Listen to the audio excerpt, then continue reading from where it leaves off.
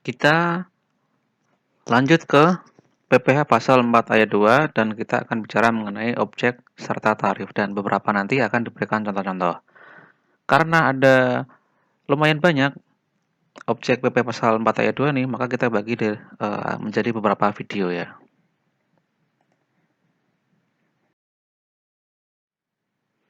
PPh pasal 4 ayat 2 ini merupakan pajak atas penghasilan yang dikenakan secara final ya. Dan di sana ada banyak objek. Dan kita akan bahas satu persatu, namun kita akan split menjadi beberapa video. Yang pertama adalah bunga deposito atau tabungan ya. Jadi kalau misalnya kalian itu memiliki uang ya, kemudian menabung di bank dan menabung itu kan bisa dalam bentuk deposito atau tabungan ya. Nah, ini dia pajaknya ya. Yang pertama, jika ya depositonya itu adalah dalam bentuk mata uang dolar Amerika Serikat ya, yang dananya bersumber dari devisa hasil ekspor dan ditempatkan di dalam negeri, yaitu di Indonesia pada bank. Tentu banknya adalah bank yang ada di Indonesia, baik itu bank yang dimiliki oleh domestik ataupun bank asing yang beroperasi di Indonesia. Maka pajaknya adalah sebagai berikut. Tarif 10% untuk deposito dalam jangka waktu 1 bulan. Kemudian 7,5% untuk deposito dalam jangka waktu 3 bulan. 2,5% untuk deposito dengan jangka waktu sampai dengan 6 bulan. Dan 0% untuk deposito dengan jangka waktu lebih dari 6 bulan. Nah, ini kan 0% ya. Dan 6 bulan ya. Tentu kalau misalnya kita melihat ini kok enak sekali ya. Ya, tadi kan bahwasanya PPh yang dikenakan dengan final ya, secara final itu kan salah satunya kan untuk mengencourage ya dan mempertimbangkan kondisi ekonomi ataupun moneter di Indonesia. Sehingga ini tujuannya kalau misalnya melihat dari 0% ini sepertinya ingin mengkeep mata uang asing ya, khususnya dolar Amerika Serikat di bank. Dan kita kan tahu karena bahwasanya ekonomi dunia ini kan hingga saat ini masih menggunakan mata uang, terutama mata uang asing dolar Amerika dalam transaksi antar negara ya. Sehingga ini tentunya merupakan karena ini adalah hasil ekspor adalah merupakan devisa negara sehingga sebisa mungkin tidak cepat keluar dari Indonesia ya. Yang selanjutnya, PPh atas bunga dari deposito ya, deposito dalam mata uang rupiah yang dananya bersumber dari devisa hasil ekspor, lagi-lagi ekspor, dan ditempatkan di dalam negeri pada bank. Maka tarifnya adalah 7,5% untuk deposito jangka waktu 1 bulan, 5% untuk deposito dalam jangka waktu 3 bulan, dan 0% untuk deposito dalam jangka waktu 6 bulan. Nah, ini juga sama nih untuk mengencourage ekspor dan tidak cepat keluar uangnya dari Indonesia. Yang ketiga mengenai bunga deposito atau tabungan yaitu bunga deposito dan tabungan serta diskon sertifikat Bank Indonesia itu tarifnya adalah 20% kali bruto. Nah, ini yang bersifat umum. Ini yang sangat umum sekali. Ini adalah tarif bunga deposito dan tabungan itu sebesar 20%. Ya. Jadi kalau misalnya kalian memiliki uang ya dan kemudian ditabungkan di bank, baik itu dalam bentuk deposito ataupun tabungan ya, maka tarif pajaknya adalah 20% dan dikenakan secara final. Kalau misalnya yang di atas tadi kan itu kan karena hasil ekspor ya. Ini kan kebijakan khusus mengenai ekspor untuk encourage ekspor Indonesia gitu ya. Namun yang selain itu maka dia dikenakan 20% PPh secara final.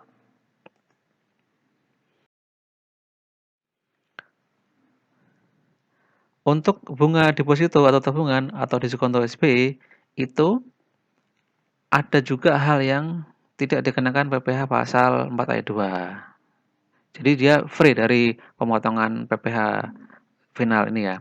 Yaitu yang pertama, diterima oleh orang pribadi subjek pajak dalam negeri yang seluruh penghasilan dalam 1 tahun pajak termasuk bunga dan diskonto tidak melebihi PTKP. Ya, namun pada kenyataannya ini sangat sulit dilakukan. Kenapa? Ya karena bank itu kan tidak menerima pelaporan SPT tahunan ya kan. Bank ya memang kadang dia mensyaratkan adanya SPT tahunan cuman ketika seseorang itu mengajukan kredit untuk pertama kalinya. Itu pun nggak semuanya ya, tapi beberapa ya.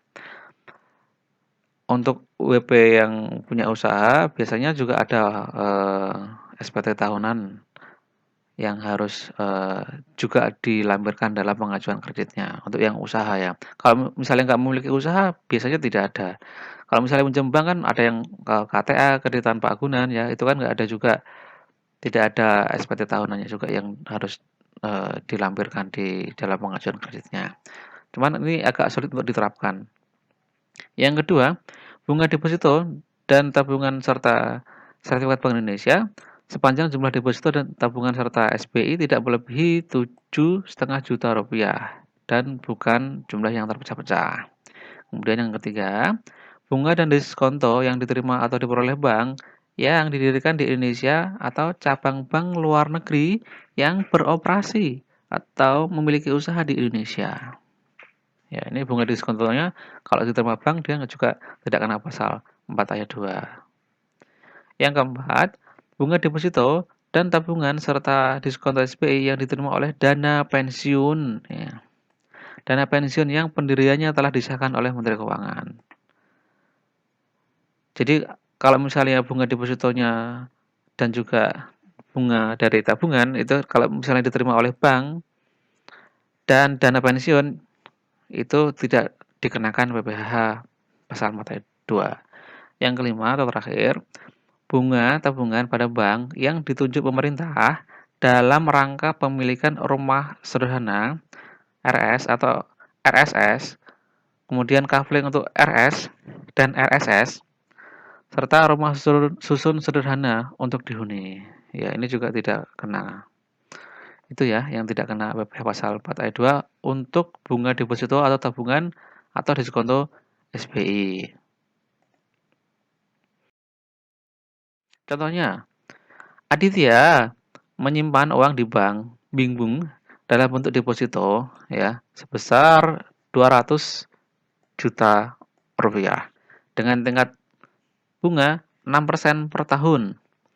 Atas deposito tersebut, Aditya menerima bunga setiap bulan sebesar 1 juta rupiah. Berapakah besarnya pajak yang dipotong atas bunga tersebut? Ya, ini kan 200 juta ya, 200 juta. Kemudian bunganya 6% per tahun, berarti setahun kan dia 12 juta ya. Setahun dia 12 juta. Kemudian bagi 12 bulan, ya berarti kan setiap bulannya kan dia 1 juta ya kan. Ya. Nah, PPh pasal 4 ayat 2 yang dipotong oleh Bank Bingbung adalah 20% dikali 1 juta ya, dikali bunganya. Sama dengan 200 ribu rupiah ini per bulannya. Sehingga tiap bulan bunga neto yang diterima oleh Aditya adalah 1 juta dikurangi 200 ribu sama dengan 800 ribu rupiah.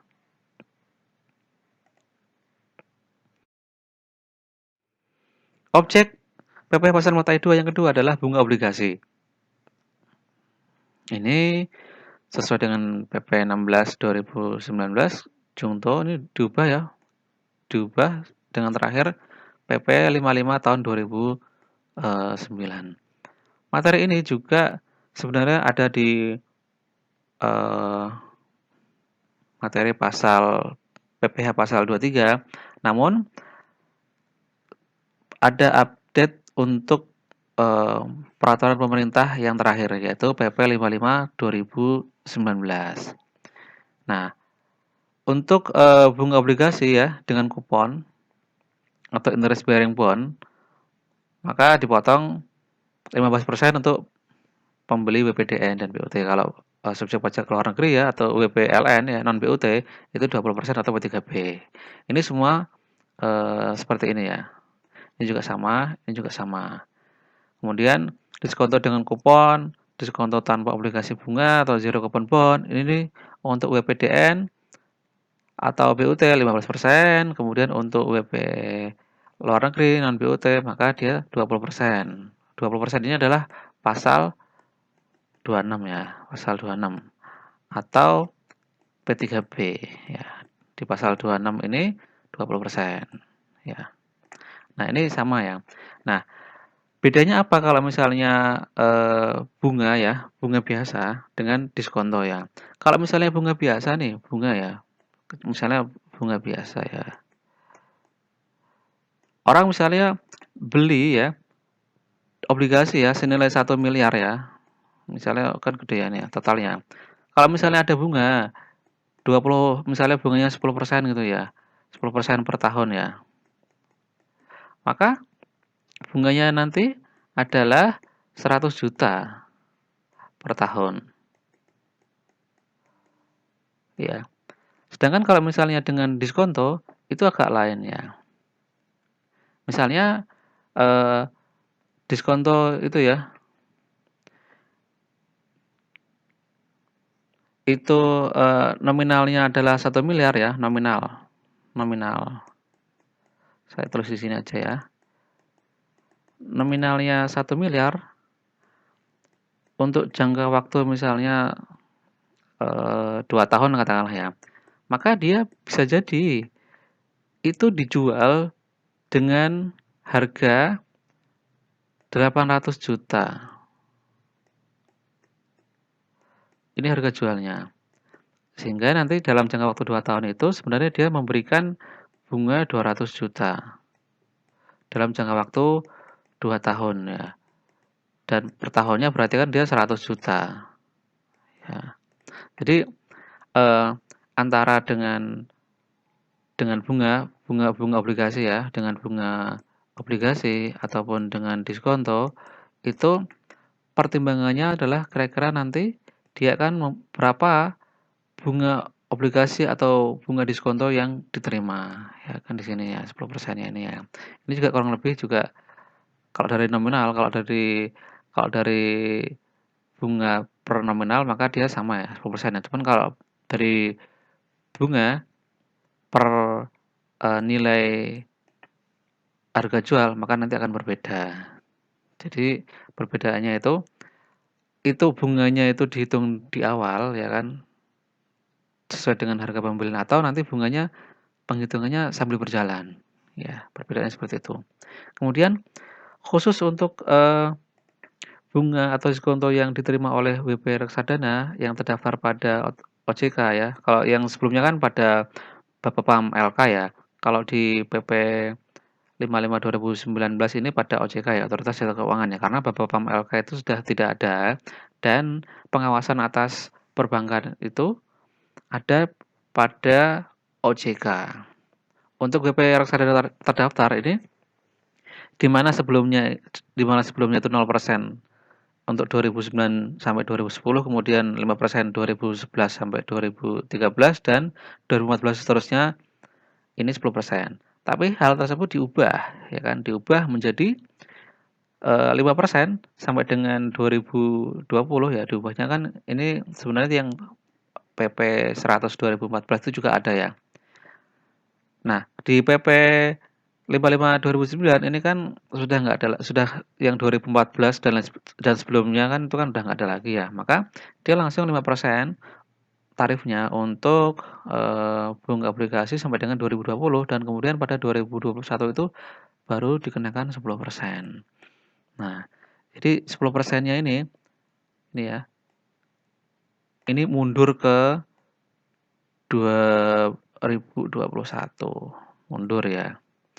Ya tujuannya apa? Ya tentu sesuai dengan yang dijelaskan dalam pengenaan PPh final itu. Salah satunya mempertimbangkan kondisi ekonomi dan moneter.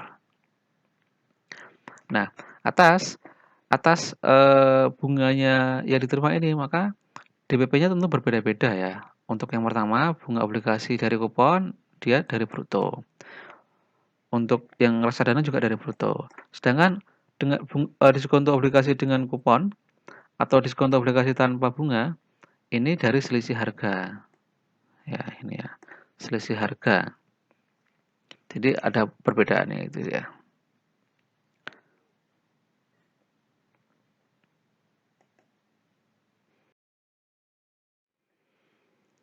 Nah, sebenarnya bunga obligasi itu apa? Nah, kita lihat lagi. Obligasi adalah surat utang atau surat utang negara yang berjangka waktu lebih dari 12 bulan. Sedangkan surat utang negara ini adalah surat berharga yang berupa surat pengakuan utang, baik dalam mata uang rupiah ataupun valuta asing, yang dijamin pembayaran bunga dan pokoknya oleh negara Republik Indonesia sesuai dengan masa berlakunya. Artinya masa berlakunya dari surat utang negara ini. Nah, surat utang negara ini terdiri dari surat perbendaharaan negara atau SPN dan obligasi negara. Nah, jadi ada dua jenis ya. Kemudian dari SPN dan obligasi negara ini nanti pemerintah juga membayarkan bunga obligasi. Ya, ini bunga obligasi adalah imbalan yang diterima dan atau diperoleh pemegang obligasi dalam bentuk bunga dan atau diskonto. Kemudian atas penghasilan yang diterima dan atau diperoleh WP berupa bunga obligasi dikenai pemotongan PPh yang bersifat final.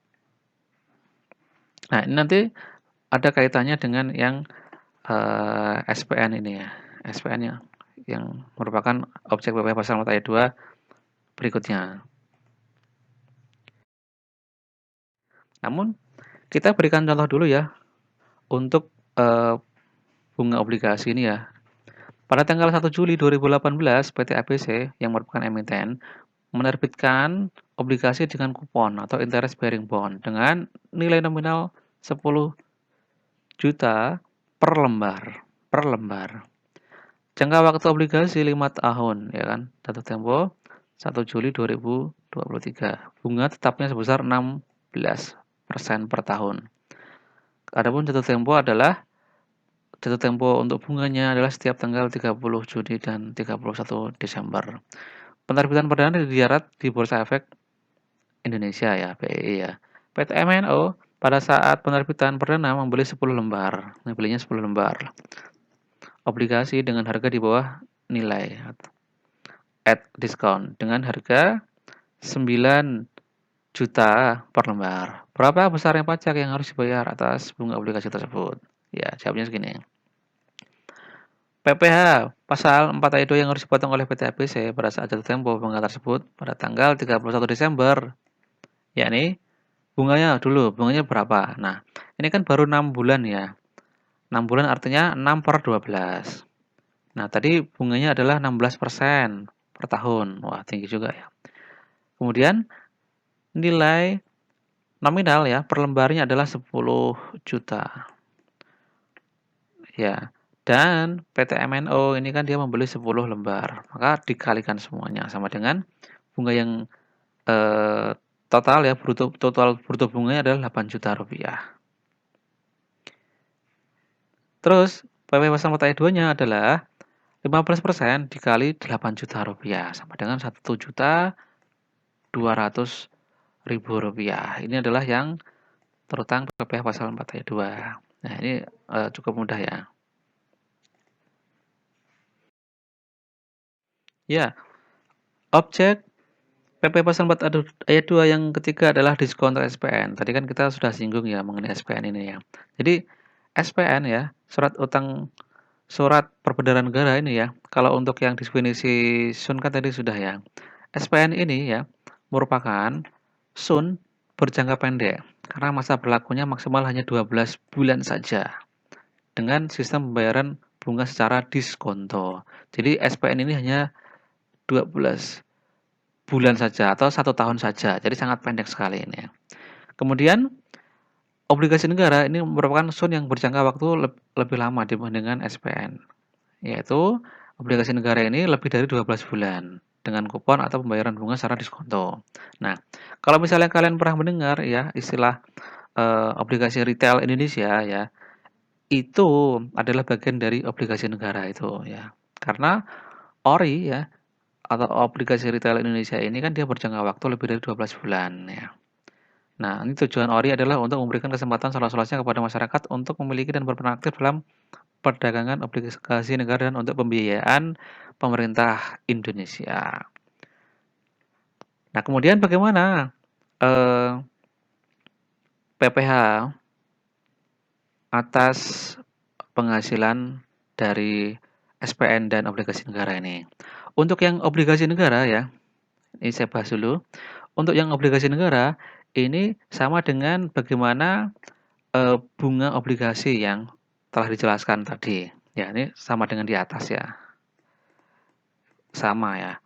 Kemudian untuk yang SPN, nah ini diatur tersendiri.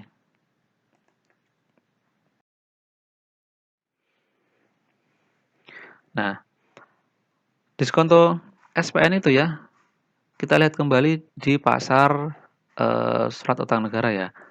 Bahwasanya surat utang negara itu diperdagangkan di dua pasar. Yang pertama adalah pasar perdana atau pasar primer ya. Yang kedua adalah pasar sekunder. Pasar perdana ini merupakan kegiatan penawaran penjualan surat utang negara untuk yang pertama kalinya. Ketika pertama kali dikeluarkan, disitulah namanya pasar primer atau pasar perdana.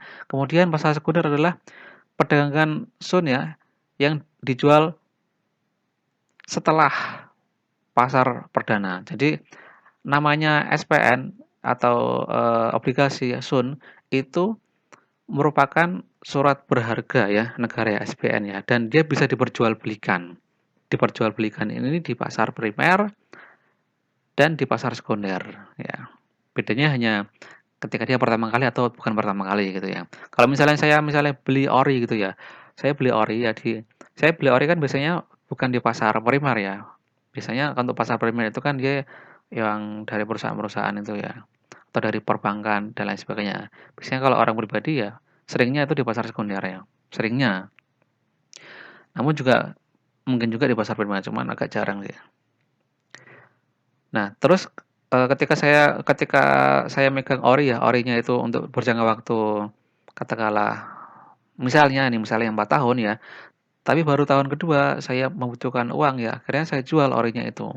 Nah, saya jual itu namanya di pasar sekunder. Tentu biasanya kalau misalnya kita mau beli ori juga bisa melalui bank ya. Misalnya Bank Mandiri, Bank BNI atau Bank BRI dan lain sebagainya. Kita bisa membeli ori di sana ya. Nah, kemudian diskonto SPN ini ya, tadi kan SPN itu kan dia menggunakan sistemnya pakai diskonto ya. Maka kita lihat lagi definisi diskonto SPN ini adalah selisih lebih antara nilai nominal pada saat jatuh tempo dengan harga perolehan di pasar perdana atau di pasar sekunder. Jadi misalnya nilai nominalnya adalah 10 juta, nilai nominal ya, nilai nominal adalah nilai yang tertera pada SPN tersebut. Maka dia harga jualnya ya, harga jualnya di pasar perdana bisa jadi dia hanya 8 juta saja ya. Maka ini berarti kan ada selisihnya ya 2 juta ya. Ini dia yang merupakan diskontonya. Nah, kemudian harga jual di pasar sekunder dengan harga perolehan di pasar perdana atau di pasar sekunder. Nah, ini intinya dia adalah selisih lebih. Nah, selisih lebih ini tentunya adalah ketika eh, apa namanya yang berjalan ya. Tentu kan ini kan total ini kan antara 10 juta dan 8 juta ini kan total ya. Dalam perjalanannya mungkin nanti dia akan menjadi 9 juta atau lain sebagainya dalam perjalanannya. Seiring dengan adanya pengakuan dari penghasilan disko bunganya itu ya. Nah, untuk tarif diskonto SPN ini adalah 20% ya. Ya, 20%. Ini seperti tabungan atau bunga deposito di perbankan secara umum ya. Dia adalah 20% untuk SPN. Jadi sangat lumayan kecil ini ya.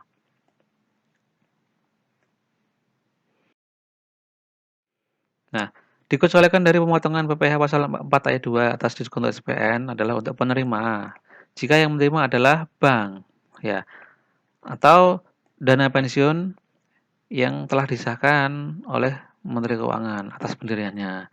Kemudian reksadana yang terdaftar pada Bapepam atau yang sekarang ini, OJK ya. OJK selama 5 tahun pertama sejak pendirian perusahaan atau pemberian izin usaha. Jadi kalau misalnya, eee, diskonto SPN itu yang menerima adalah bank, dana pensiun, serta reksadana, itu dia dikecualikan dari pemotongan PPh pasal mata ayat 2 atas diskonto SPN. Oke guys, demikian yang bisa dijelaskan mengenai objek PPh pasal mata ayat 2 dan ini baru 1 hingga 3 objek. Next video kita akan jelaskan objek yang lainnya.